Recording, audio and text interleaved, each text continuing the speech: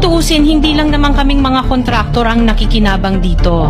Marami din sa inyo, mga politiko, ang nagpapataba ng bulsa sa pangungurakot.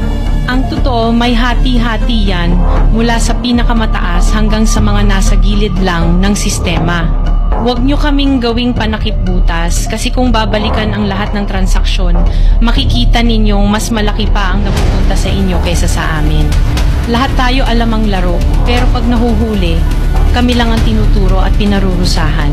Kaya huwag ninyong ipakita sa publiko na malinis kayo dahil sa bawat proyekto may kapalit na porsyento para sa inyong mga opisina. Ang sistema mismo ang nagtutulak sa amin na sumunod. Kung hindi kami papayag, wala kaming makukuhang proyekto. Pero sa likod niyan, kayo rin ang pinakaunang nagdidikta kung magkano ang dapat itabi para sa inyo. Kaya kung talagang seryoso kayong mag-imbestiga, wag lang kaming kontraktor ang sisihin.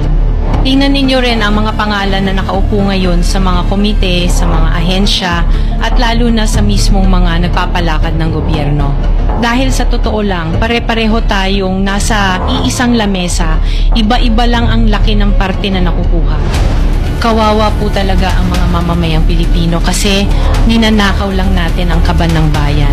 Pera ng taong bayan pero tayo ang nakikinabang. Hindi ba tayo nahiya? Ang mga mahihirap mas lalong naghihirap.